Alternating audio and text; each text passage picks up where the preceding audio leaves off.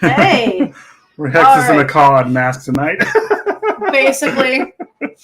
I'm sick as fuck, so sorry. I decided to wear a bikini instead of clothing. And I'm wearing my death shirt. I'm not dead. And Bela Lugosi is staring me down. Bela Lugosi's dead. Bela Lugosi is dead. God, that's one Bauhaus song I freaking love. I think that's one song that Natalie and me freaking bonded over. It's the Goth Freebird. It is Goth Freebird, right, Susan? Hey! Hi, Susan! Hey, Stephen P. Kitty Cat. I told you, look, Hi, Henry. This camera makes this death shirt pop. It's so fucking cool. Hi, Calvin. By the way, guys, go buy Scream Bloody Gore. I absolutely love this album. Hi, Jackal Demon. Hi, Jackal Demon. Hello, Estrella, my friend. I haven't seen you in forever. Estrella? I actually know her. Is it Estrella or Estrella? Estrella. Estrella. It means star. Oh. In Spanish. What's the Italian witchcraft? Isn't it like something along those lines of Estrella or something like that? Well, that's a pretty name. I'm just saying. Bauhaus! This is somebody I actually know in real life. Oh, that's freaking awesome. Hey. Hey. Hey, Mikey. Sorry. Hi, Joey. I thought I saw Mikey in here too. So you guys want to have a quick story time? See, we have a whole bunch of people in here for now. So on Memorial Day, I went to bed and I woke up at like 4 a.m. with extreme abdominal pain right here, like major abdominal pain, and it was shooting up into my chest, and we couldn't figure it out. So I went to, I got Liz up, and we were like, okay, we're going to, we got to go to the ER. Sorry, yes, we have pictures from Tennessee together. Yay! I want to move to Tennessee so bad. I want to get out of California. Louisiana. But so I had a major abdominal pain. It was going, and it started going up to my chest, and was like, so I was thinking it might have been a heart attack. And hi, Ivar. And we went to the hospital, and then we got there, and I was there for about 7-8 hours. And they gave me morphine and didn't take away the pain. None of it. I was barely able to lay back. Oh, remind me, I got to call them on Monday. And then I had slight back pain, but my fever was going up. And then even though they took a ton of blood, I don't know if you guys can see. Jesus, it's still bruised. It's still there. Wait, there we go. See, that's the phlebotomist messed up majorly. And that's going up and down my veins. And then, she wiggled the needle. Yeah, she was super nice, but she fucked up so bad. She was very nice. I literally had to stop her and tell her, I was like, can you please just go get the heroin addict outside? He'll know how to tap my veins.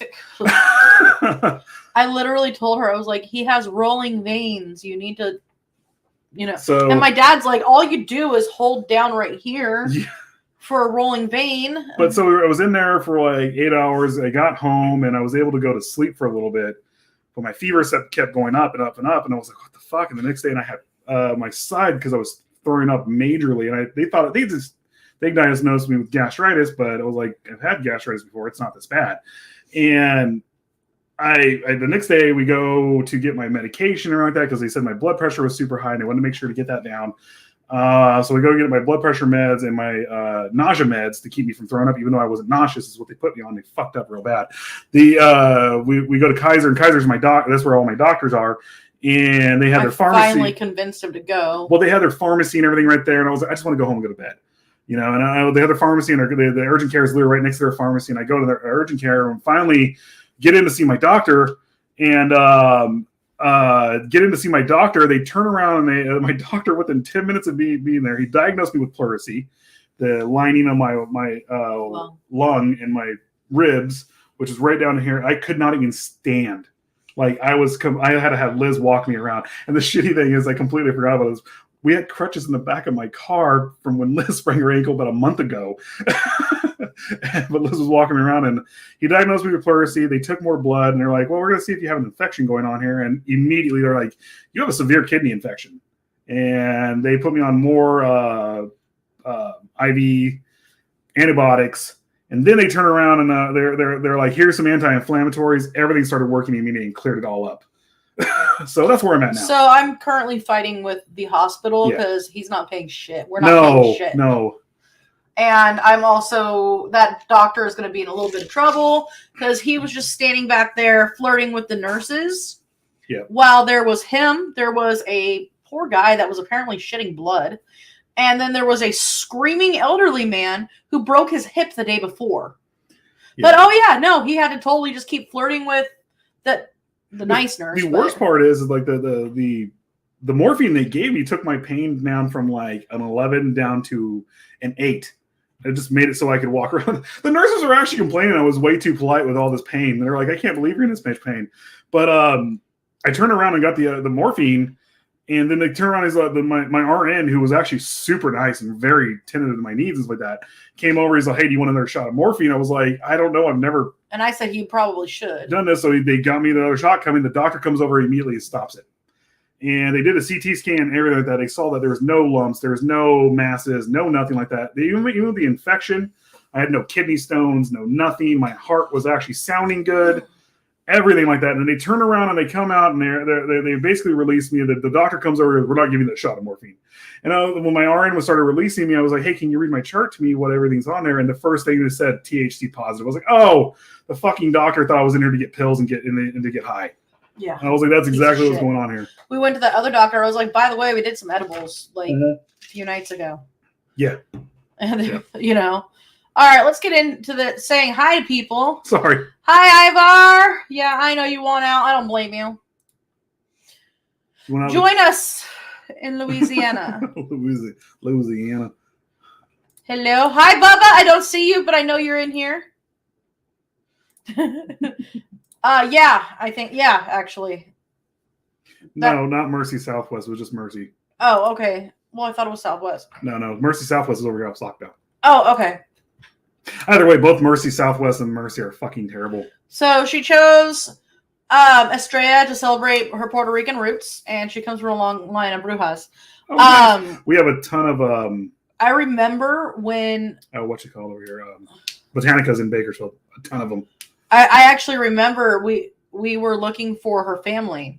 I'm sorry if I'm telling a little too much of a story, but I remember when she was looking for her family, and we would discuss this all the time, and I would go online and try to help too, and because she didn't know what her heritage was, and then now I've done the same thing, which is really fun, and learned my heritage too, which was, that's really cool. I know kidney infections suck. This is that was what I was. Susan and me were talking a lot after I got out of the hospital, and I was like, "This is the first time in 23 years that I've had to go even to the urgent care. I don't get sick ever, and the only thing we linked it to, we're talking, it was the drinking, and because the nightly drinking 3, 4, 5 beers, even though when we're on here, oh sorry, go ahead. She said, I had a doctor and ER tried that with me, even took me to court for the bill. I won. Yeah, no, I'm not paying this shit. I'm calling them back because I think they called me and just said the wrong name. I'm going to call them back and complain again. Yeah. No. Hi, Tia. Hi, Tia. But even the drinking and stuff like that, I've completely cut it out right now, all that stuff. Even though my kidneys are back to being normal, I'm done with it. I mean, it started getting boring for me, and it started just becoming repetitive, and to get to the point where it was it wasn't it was habit. It was a habit. It was just like, I don't smoke or anything like that, but that's basically what it got to. I'm a gamer too. Liz and me are both gamers, and I got to the point to where I had to have a beer every single time I was gaming. I had to have beers. Right now, I'm just drinking tea now. I'm not giving up the edibles though, but I haven't done any in a while. But sorry. So Jackal Demon said I had an infection, and he went into shock from the medication that they were giving him on Friday. Oh wow! Reaction. Oh, are you still? He's still dealing with He's still having that. Oh my issue. God, Jackal! I forgot. It's still infected. Oh my God! It's really bad. Mercy and Redding killed. Oh my God. Oh wow! Yeah, Mercy is a terrible hospital. Mercy was the last place that Charles Manson was. Yes, he was actually the hospital I went to. This is a hospital where Manson died. Mm-hmm. Yeah, no, Memorial. I'm sorry. Really? Manson was a Memorial Hospital. He wasn't. Manson died here in Bakersfield because he was in Mercy. Memorial. It wasn't Mercy. It was straight up Memorial. Mm. They gave 2 different ones, but once he died, they actually announced it was Memorial Hospital, which is over on 34th Street. I'm so excited. We'll talk. Oh, that's awesome. Hi, Connor. Hi, Connor. Kidney stones will make you puke from the pain. Yeah. Yeah. Oh, yeah.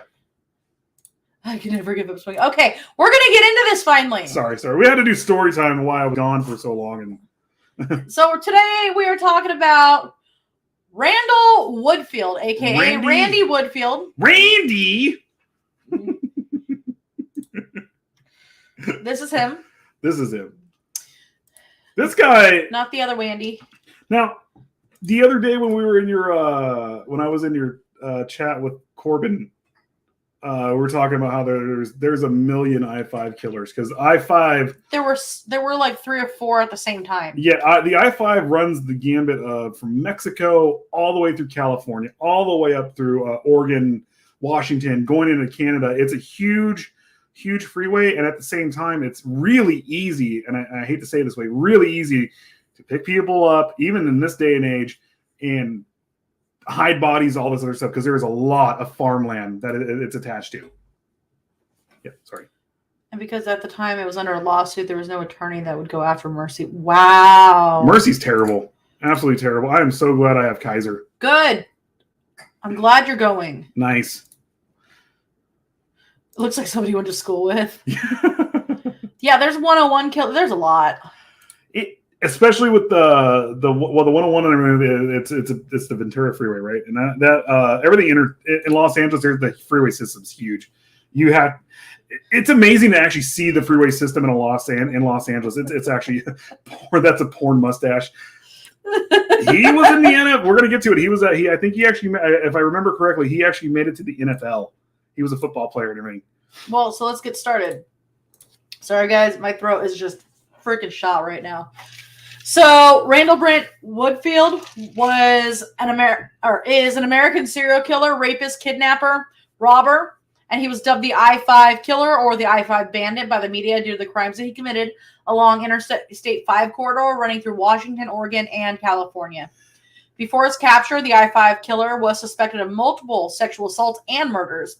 Though convicted in only 1 murder, he has been linked to 18 and is suspected of having done up to 44 murders. Are you reading something from your computer screen? You're supposed to memorize this stuff. I know, right? You saw how I memorized everything with Dizzy, right? I know, it's so shocking. Oh my God. I have notes. You gotta get a notepad and start writing down. Or we could just meth out and start drawing in the middle of our feed. Be like, what are you doing? I'm drawing. God, I'm bad. I'm so evil. Okay, anyway. Sorry. Ugh. The 101 killer, didn't they stay more near Trinidad? And honestly, I'm not sure. I'll have to look more up. I don't know. Well, actually, that's something we need to look up and look into. Because I think we're going to do...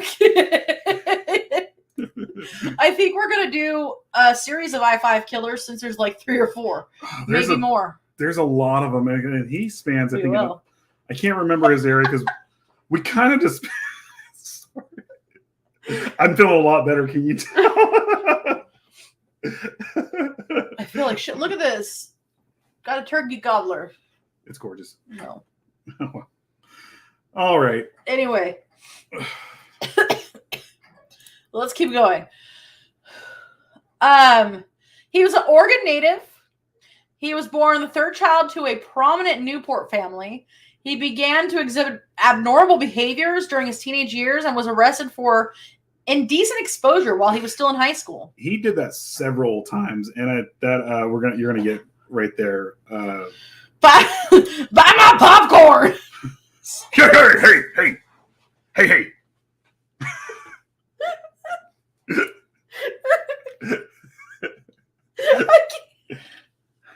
I'm so sorry, guys. I'm so sorry. I cannot keep a straight face tonight. Because those people over at Roots Beer, they're such fucking dicks. Oh my God. That Akash, she's such a fucking bitch. She was always nice to me, but she's a fucking bitch. All right. We gotta get into this.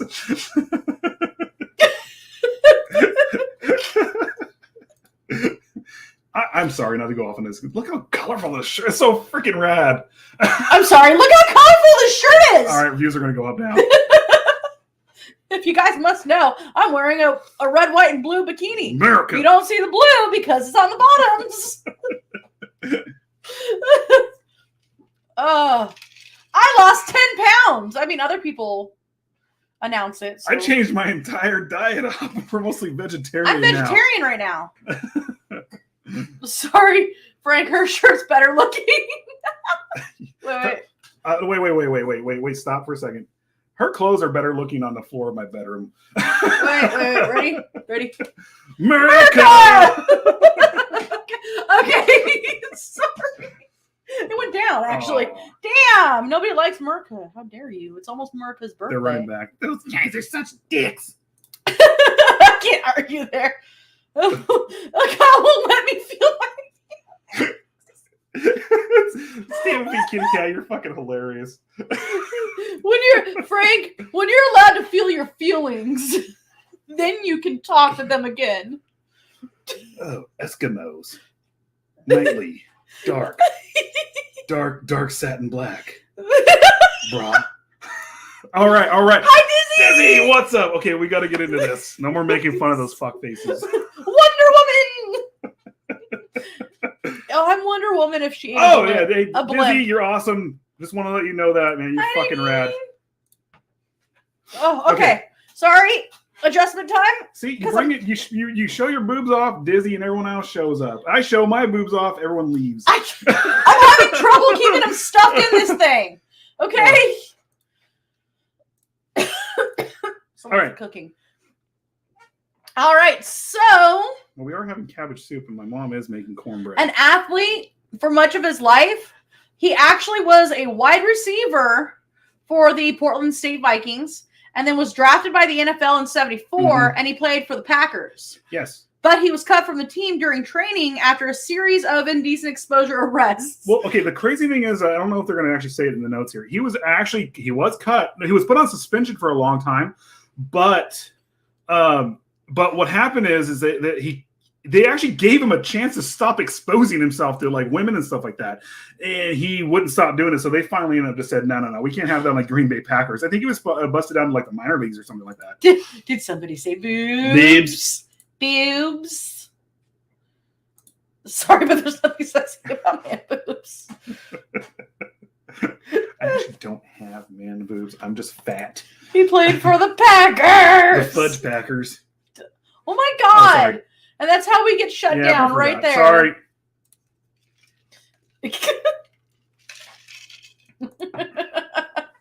I always think of Cannibal the Musical every time I think of Packers. That's why it comes up. You're not fat, pleasantly plump. Thank you. All right. Sorry. Now you got that in my head. Spadoinkle. Let's build a snowman. We can name him Bob, or we can name him Beowulf. I was thinking of the sky is blue and all the leaves are green. I'm sorry not to go. We're going to go off on this tangent. This is going to happen. I can't. I love the fact that South Park. The voices were. Well, no. South Park Bigger, Longer, Harder was actually kind of a remake of Cannibal the Musical. But I don't know. I kind of like Cannibal the Musical a million times better because Cannibal the Musical is amazing. Well, it's fun and it's something they did while they were in college, and it was just super cool. They were actually able to put it together. I've seen it a million times, and I freaking love South Park. Also, Orgasmo. If you guys haven't seen Orgasmo, you have to see Orgasmo. Oh, Stephen the Kitty Cat. I think you know exactly what I mean. Now you're a man! God. Sorry. God. I can recite you mean Cheesehead? I can recite all their music. If you're a big fat man, I'm a titty fan, and I'd like to see yours too. Rodney Carrington's awesome. Painting black metal gnomes. Oh, God. You need to send us pictures. Nadine, I need to send you some of my black metal pics. I actually have those saved in my Google Cloud. Yeah, back in my Do you want to do some blowing? Do you? All right, let's get back into this. I'm sweating my ass off right now. I turned it on to 73 and it's still this is just hot. It's fucking hot today. It's like 107, okay? Yep. So, in 1975, he began a string of robberies and sexual assaults on women in Portland, which he committed at knife point. Between 1980 and 1981, he committed multiple murders in cities along the I-5 corridor in Washington, Oregon, and California. His earliest documented murder was that of Sherry Ayers, a former classmate whom he had known since childhood. In October of 1980, that was in October of 1980. After committing numerous robberies, sexual assaults, and murders, he was arrested in March of 81 and convicted in June of the murder of Sherry Hull and attempted murder of her coworker Beth Wilmot, and sentenced to life imprisonment plus 90 years. In a subsequent trial, he was convicted of sodomy and improper use of a weapon in a sexual assault case. Improper use of a weapon. Receiving an additional 35 years to his sentence, by the way. It's not what you think. I'm pretty sure he was brandishing it and actually holding people at gunpoint and stuff like that. I know, but it's just so weird to be like, improper use of a weapon. What he started doing, and we're probably going to get into the early life, but what he started doing at an early age, he would literally, he found by shocking people, basically by not shocking people, by exposing himself to people, he got power out of it. And this was like from his teens on. And this kind of escalated, and then that went into the whole reason why they call him the I-5 Bandit too, because which is actually, I think it's kind of one of those things where you can kind of call any serial killer, because a lot of serial killers actually start off by stealing and stuff like that. You could actually call Edmund Kemper, actually not Edmund Kemper, Lucky. You can actually call like Ted Bundy. I was about to say Tedman Bundy again. Tedman Bundy. But Ted Bundy started stealing and stuff like that. He started doing shit like that. You could actually call a lot of them bandits. I know that's popped. I had to go back. Tedman Bunking. Tedman Bundy. Bunking. Tedman Bunking. We could actually. I wonder if we could actually combine Edmund Kemper and Ted Bundy. Ted Bundy. Ooh, okay. Oh, we have not ran our disc. You're right, Stephen P. Kitty Cat. Lucky. Looking for Lucky? This sounds like a warning label about ready to come up. Yeah, we should probably run that. Stephen P. Kitty Cat actually reminded us we should probably run this right. Not the awesome one yet. So, first off, trigger warnings! Let's get that comment down. Give me a second here. Yeah. Trigger warnings. Also, this presentation for educational purposes only. I didn't mean to bring this one up, but whatever. How you use this information is your responsibility. Jesus fucking Christ. I will not be held accountable for illegal activities. How you use the information we give you. That's why I said I didn't mean to bring that one up. Look. Warning, the related content may be disturbing to some individuals. Viewer discretion is advised. Whatever you do, don't do this on the I-5 is what we're trying to say.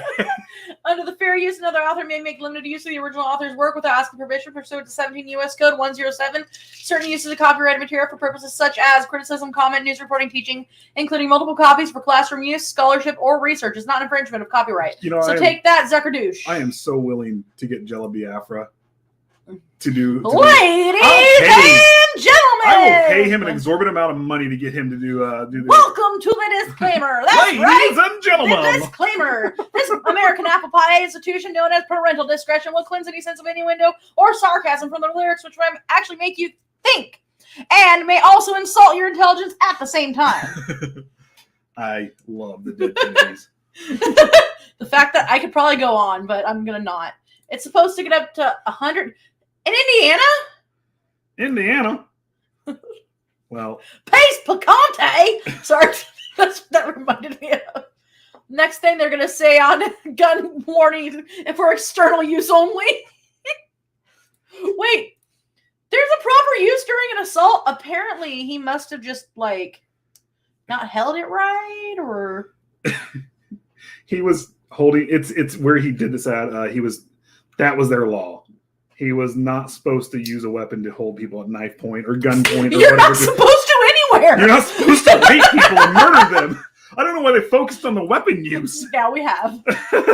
I'm jealous of the 50s right now. Solomon Grundy, born on a Monday. I can't remember. I just got done watching stuff on Solomon Grundy, and I can't remember the whatever. Raised on a Tuesday. I can't remember it, honestly. I don't know. I don't know why, but every time I think of Solomon Grundy, I eventually go to Etrigan, who is like one of my favorites. Etrigan is awesome, but I'm well, obviously I'm more particular to demons than I am to zombies. I'm not a big zombies fan. I don't know what it is. I can't. Gone, the dawn of man, rise the demon, Etrigan. You know what my issue with zombies are? The reality of it is they'd be taken out so freaking fast. Unless it's a fast-moving plague like 28 Days Later, like Rage. That is a good zombie movie. But that's not exactly zombies. It's more of an outbreak movie. Because I'm an asshole. Hey, we really got to get into this.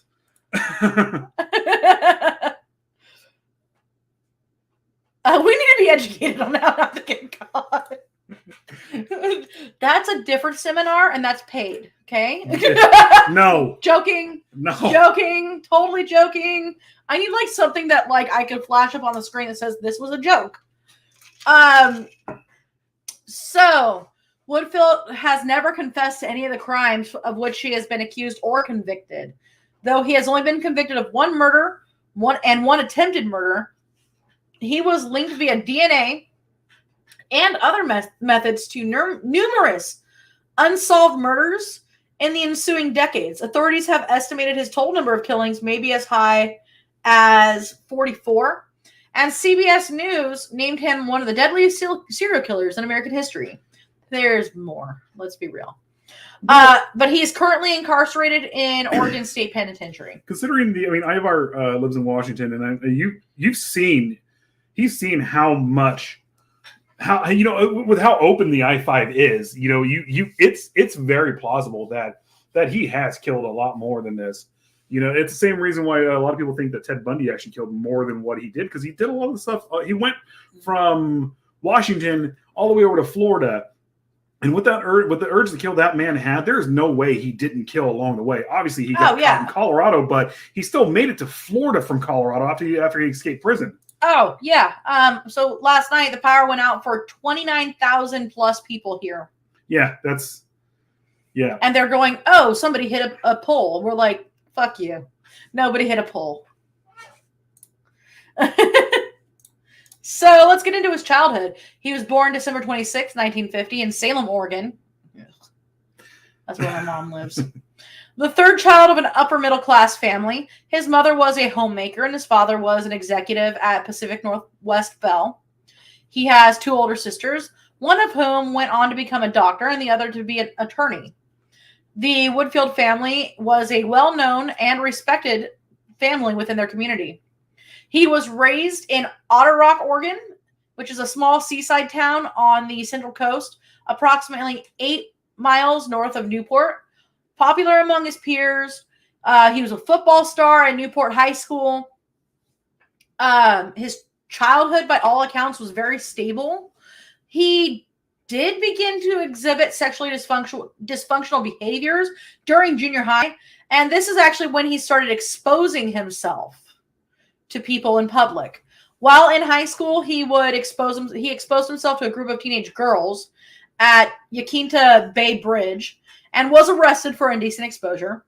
And his football coaches helped conceal the incident to prevent him from being ousted from the team, though his parents forced him to attend therapy over the incident. His parents did the right thing with that, but it's insane to think of the time. Look at it, how molestation, sexual assault, all this stuff in the 70s and 60s and stuff like that just it wasn't taken seriously as it is nowadays. Right? Yeah, it's really messed up. Because now, if he was exposing himself in today's day and time, he would literally be kicked off the team, kicked out of school, everything like that, sent to a mental ward, everything. Oh yeah. So, college years and football career. After graduating from high school, his criminal record was expunged, and he went to Treasure Valley Community College in Ontario, Oregon, after transferring to Portland State University in Portland in 1970, where he played for the Portland State Vikings as a wide receiver. Later transferring, I should say. But after which, he was very active, actually, in Campus Crusades for Christ, which is a Christian student group. and lived in an apartment located on the South Park blocks.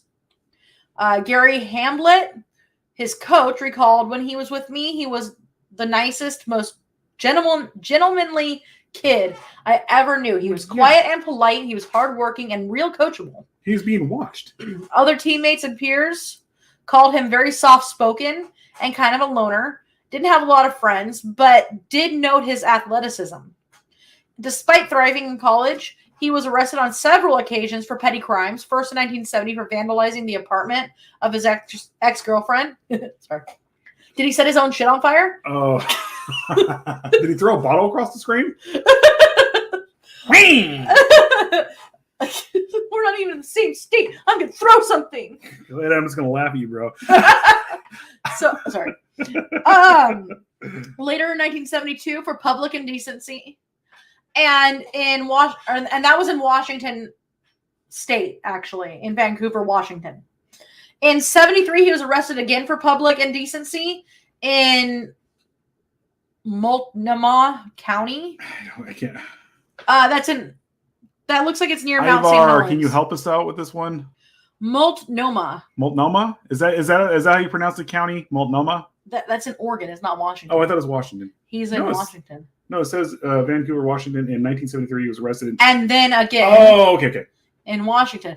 And I could see Mount St. Helen in this picture. So, yeah. Mount St. Helen is huge. He says, yes, that's how you pronounce it. Why is it that most of the serial killers hide within the church? Because it's an easy place to hide because nobody suspects the butterfly. Nobody suspects the Spanish Inquisition. No, it's not just that. A lot of serial killers compartmentalize their lives. Oh. Is what it is. It's not is where the waterfall. Oh, okay. No, they compartmentalize their lives is what it is. So they have their one life, and this was he's saying right here. The coach was saying, "Oh my God, with me, he was such a gentleman. You know, he was a little kid. He was an awesome kid, and he was so nice and like that. But then when he got away from them, his urges came out. What's it called? What's the personality disorder? What's it called again? Which one? Borderline personality disorder. Which one? There's multiples. No, but he has he's very much showing borderline personality disorder at this time. So Multnomah County is where the big fire was in 2017. Oh man, that was huge. That was big. Wasn't it? That devastated. I was gonna say it didn't start in Napa because it didn't go all the way through 3 states, but Napa, that's where Napa that was the same year. You're talking about Paradise. No, the Napa also burned too. All that burned. But yeah, Paradise and Magalia. Oh my God. There's no town anymore there. No. And my friend's mom lived there. But back to it, he literally he basically did Ivar. He compartmentalized his life. It's not so much like he's hiding in the church or something like that. It's just that when he's this person, he's this person. But then when he's out exposing himself, robbing, murdering, and stuff like that, he's trying to get the thrills. He's trying to bring a thrill to his life that he doesn't experience in his normal, mundane life. So Ivar says that it was all from somebody throwing a firecracker out of the vehicle. The fire started along the gorge. Oh wow! Stephen P. Kitty Cat. Cardinal Fing, fetch my comfy chair. Right? Yeah. You know what? We're going to go to a quick commercial, and then we will be right back. Where's the commercial? Everything moved. Why did it all move? Top. No, that's the countdown. Where's the commercial?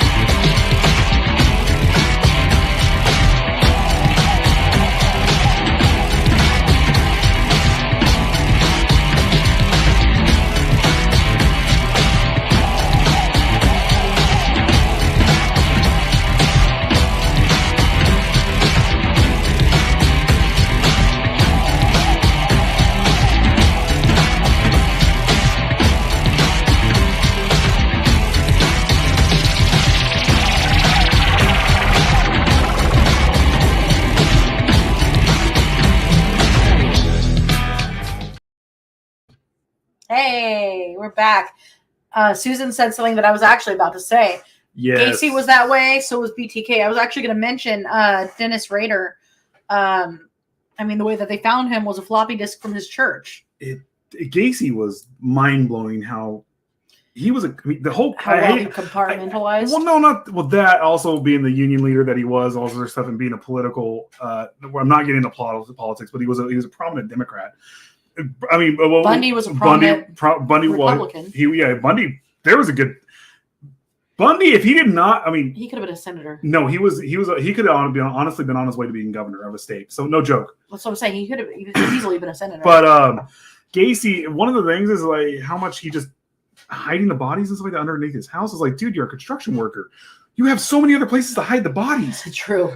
you could have done so much more, but it was kind of like you didn't want to let him go with stuff like that, you know. So let's talk about the first crime spree. Oh wait, I'm so sorry. I missed part of this. So Woodfield chose to drop out of college 3 semesters shy of graduating with his bachelor's in physical education, and was selected as a wide receiver in '74 in an NFL draft to the Green Bay Packers in the 17th round. He was the 428th pick. He tried to establish himself with the Packers during coach and general manager, when Dan Devine's during his last season, but couldn't shake his problem. Excuse me. With a trip across the country, he signed a contract in February '74, but was cut during the training camp, and he didn't make the team's roster. After being cut by the Packers, he played the. You're shaking the mic. I'm sorry. I'm sorry. No, I'm doing it too. He played the 1974 season in the semi-pros with the Manitowoc Chiefs and worked for Oshkosh Truck. Yeah, he. Who else worked for Oshkosh that got caught because of the paint? Ridgeway. Mm-hmm. But that was this is what we're saying. Like this is what I was saying earlier. They're not exactly mentioning this in the notes. He was when he did some stuff while he got drafted, and they busted him down in the minor leagues. Is what they did. Mm-hmm. And mind you, he got drafted to the Green Bay Packers in the good old days of the NFL. Yeah, Dan Devine. Yeah, this is straight up the tough guy era, like a badass era of the NFL. He majored in PE and still dropped out. Oh my God, what was PCU? Stephen P. again? Your major is physical ed. Get out now.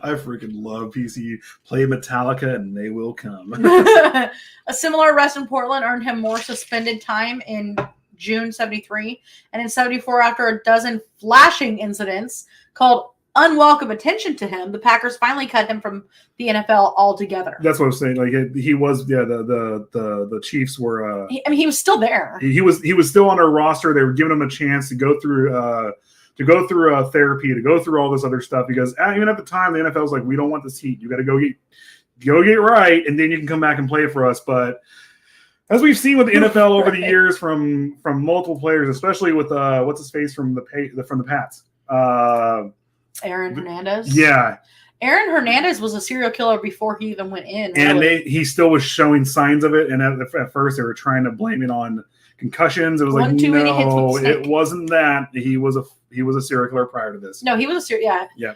That's actually one we need to cover too. Yeah, we're going to talk about Aaron Hernandez, but it was one of those things that I wanted to let the. I'm just glad our kind of fizzle out. And I know I'm probably jinxing us right now, but I'm glad our Broncos have not had any scandals like this, because Broncos are fucking badass. Back in '74, the NFL draft had a lot more rounds than the 7 rounds they have today. Yeah.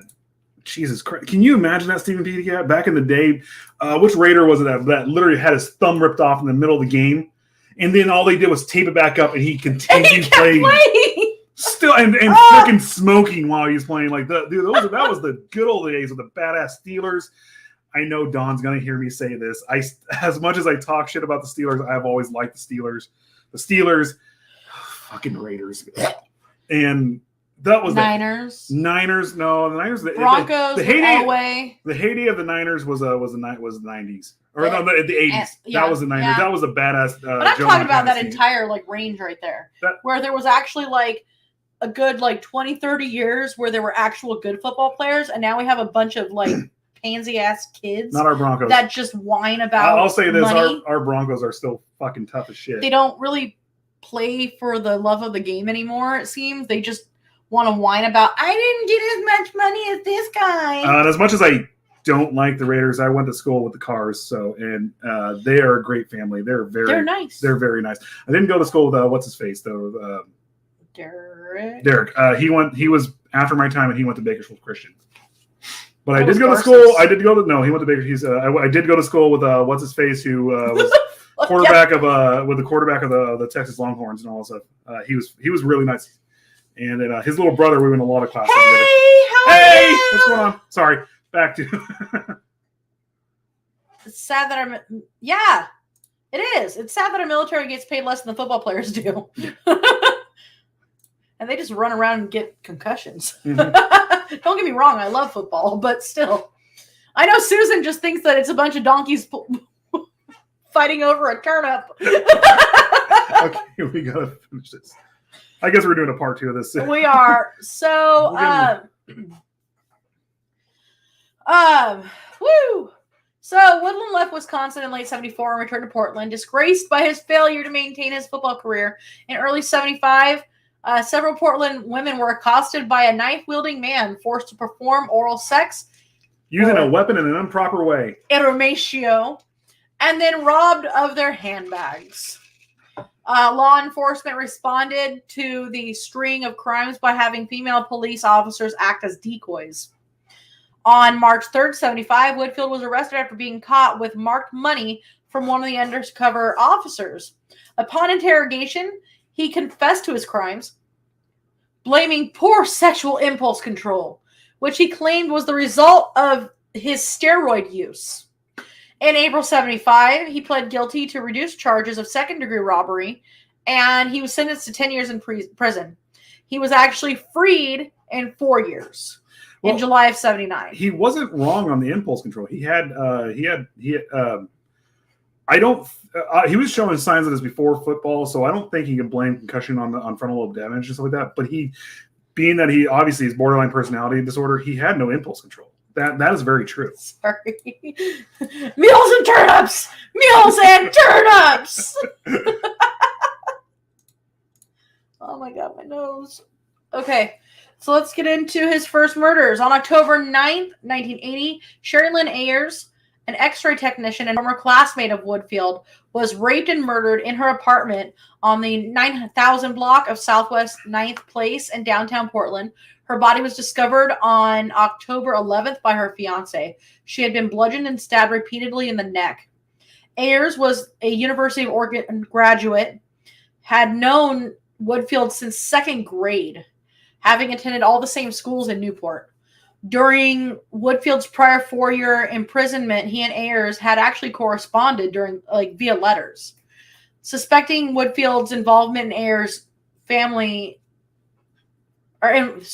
suspecting his involvement, Ayers' family provided his name to law enforcement. He was questioned, but he did refuse to sit for a polygraph test. Ooh, I just went ahead of the notes. Look, he's one of the few people in the world.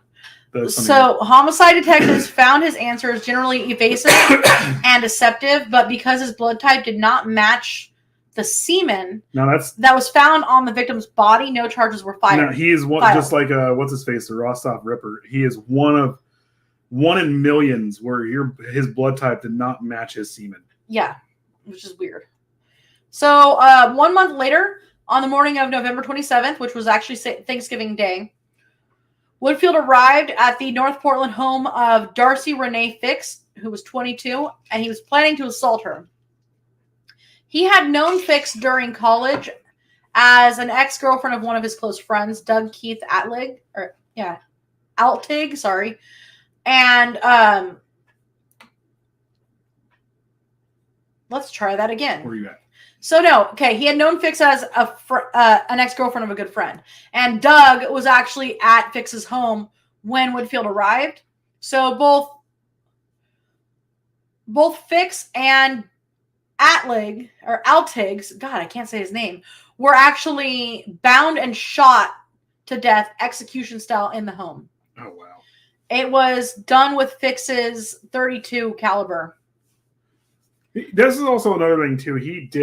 It wasn't just killing in his backyard of the I-5. He was killing everywhere, people he knew too, which was crazy. It's one of those things. A lot of serial killers don't kill that close to home. Well, they kill close to home, but they don't.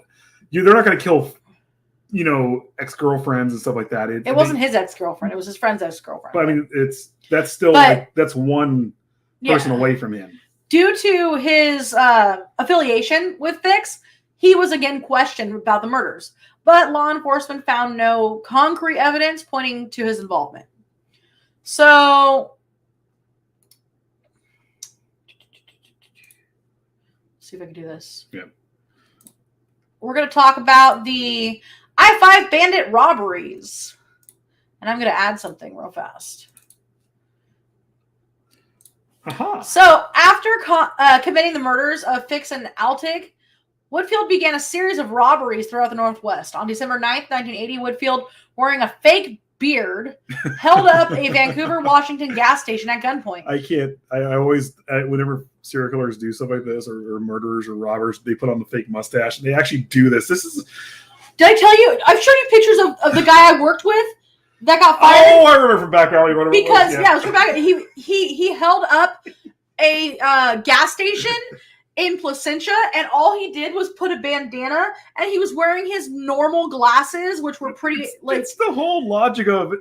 And he only got $80. Look, I'm not going to identify you simply by whatever. I can clearly tell my friends or people I know by what they look like, by their eyes and their mannerisms. Even if you disguise your voice, I know you. We literally. It's like the whole logic behind Batman and Robin. I'm sorry, I love Dick Grayson and stuff like that. The stories behind it and all this other stuff. But this much of your face. Well, there is more. I'm not going to go off on that. Superman does have a low form of telepathy and telekinesis that actually. And he also does change his whole persona when he's Clark Kent. He's not. It's completely different because Clark Kent is actually his costume, not Superman, not Kal-El. I love Superman. I'm sorry. It's one of my favorite characters. But no, please come back, Henry Cavill. No, this guy. Please, Warner Brothers, bring Henry. Let Henry Cavill come back and play Superman. He was the best Superman besides. His name is Marcus.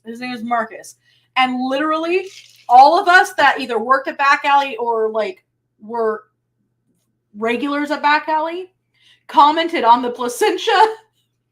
The police thing really, bro? The Placentia police posted. Like some of us tagged him in it. Really? You did this? It's like the end of Weird Science. I don't know why I brought up. It reminds me of this one. What's her face? The genie goes back and she's all drop and give me 20, and they all just hit their head and fall down. The Groucho Marx killer. It's true. A lot of serial killers do this. It is very fucked up. Thank you. It's very true. A lot of serial killers they try to disguise themselves, And I'm sorry. Okay, since we're talking about it, here's all the various sketches of him. Yeah, Ted Bundy did do it right. So he did change his persona. Look at this one. Oh my god. Wait. Is he the okay? Look at this one. Look at this one too. Okay, so look real fast. Okay, so 1, 2, third down from the left. Susan, look at that. He became the lead singer of Christian Death right there. That one that in the middle. Pointing at Christian Death, the goth band. And then there's this.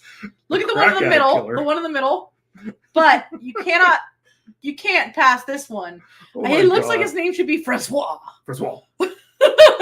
But no, a lot of was he wearing a Band-Aid on his nose? A lot of killers do this. They change. Ted Bundy did do it right. He did change his persona.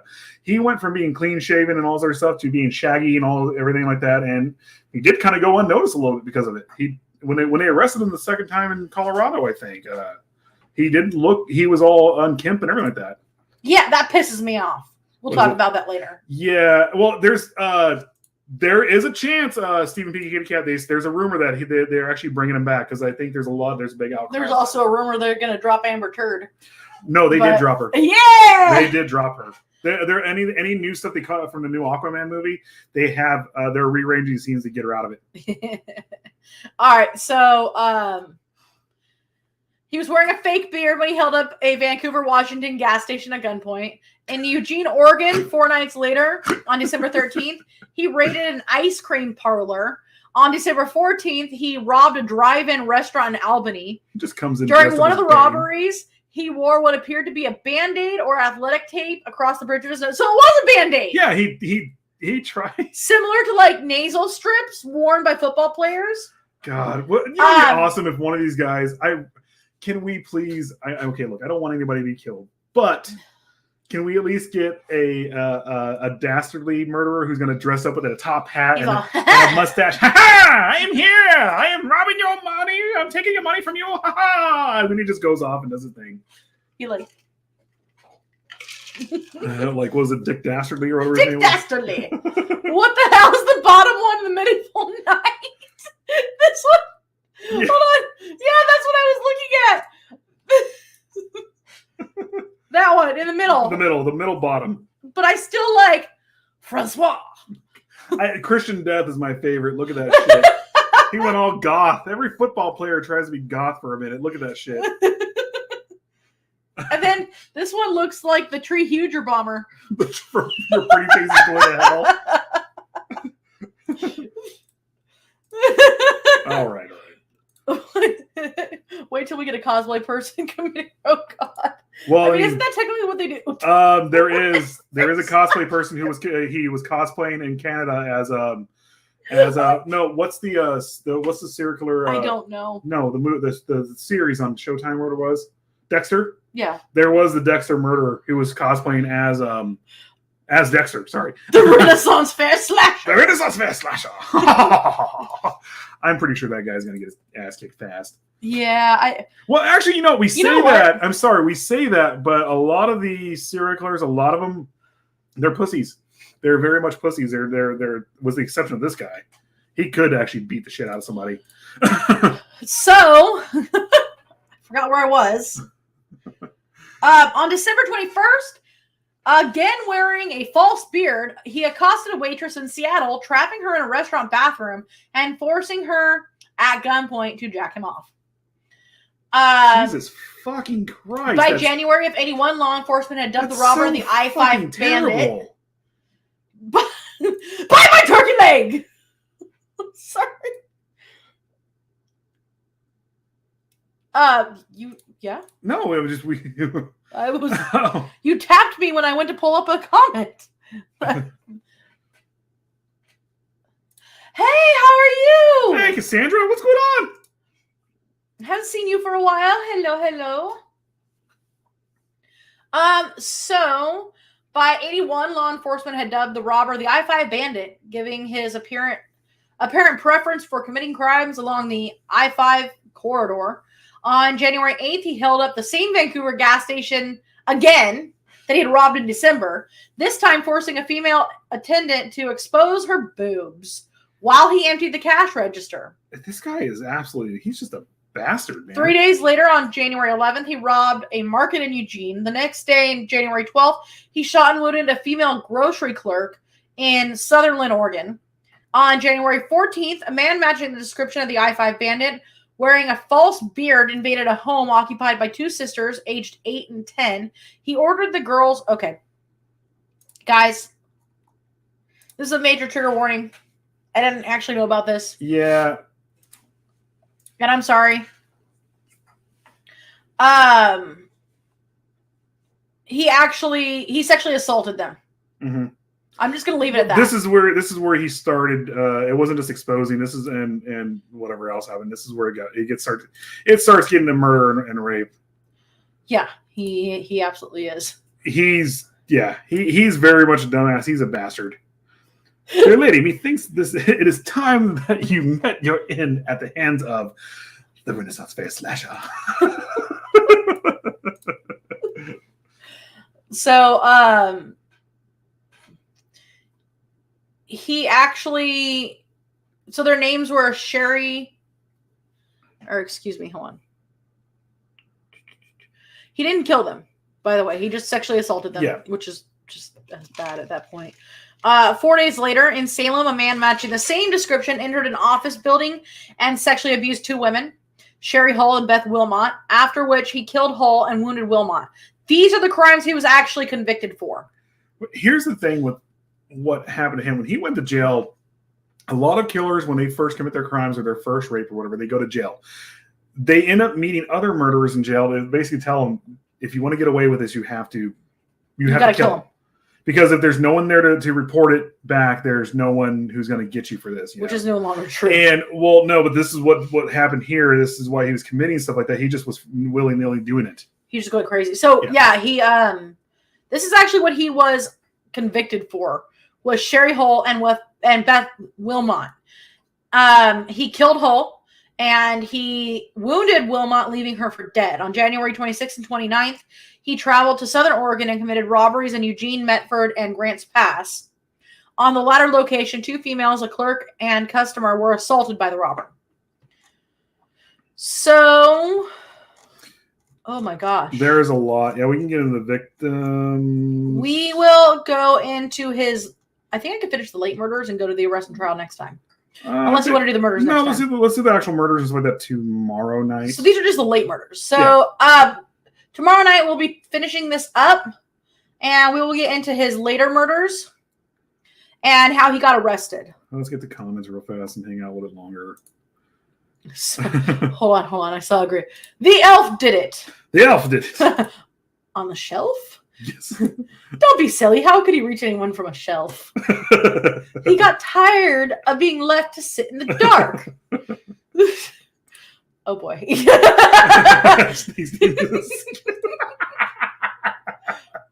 Renaissance slasher always left notes for the police. They were sonnets. There were sonnets. Honestly, I think the Renaissance slasher... He's playing a Lear. Well, no, I think the Renaissance slasher could actually get away with it because he's going to write stuff in Old English. They're not going to be able to understand it. Methinketh. Well, no, Old English as in like old Norwegian, so like the true Scandinavian language, just like that, the true the old Germanic language that everything's based on. Though there's some Renaissance nerds who would actually do that. William, woman, stop giving me more to do. Never. I can't wait for tomorrow. Have a great night, of course. All right, guys. Awesome. Well, thank you for joining us. I think there's a new Mr. Gould tomorrow night. I'm not sure. If not, we'll be playing I think he'll be playing I don't know what we're doing. But, I don't know. Yeah, and then Monday, Stephen Kitty Cat has a new one. Tuesday, I think Mikey might be on, but I'm not 100% sure. Wednesday, I actually don't think I have a guest, but we might. Maybe or maybe not. Instead of leaving a cigarette butt, he leaves a meat horn. He leaves a piece of mutton that he used to bludgeon him to death with. I will for sure. Oh. Yay! All right, guys. Well, thank you for Nadine. joining us. Sorry, I don't feel that good, so I'm gonna go lay down. Yeah. I think we're gonna make cabbage soup. You moved everything around. Okay. Bye, guys. See you. I don't know set the world fire. I don't know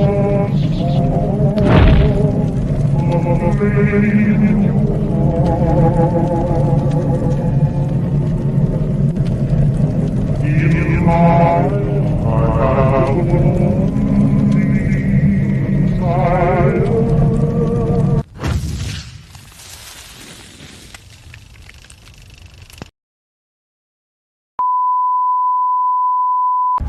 This is Mr. Applewhite speaking. There is nothing wrong with your device. Join me here on Psycho Bunny DC. A delightfully dreadful consternation of horror content. Drink heads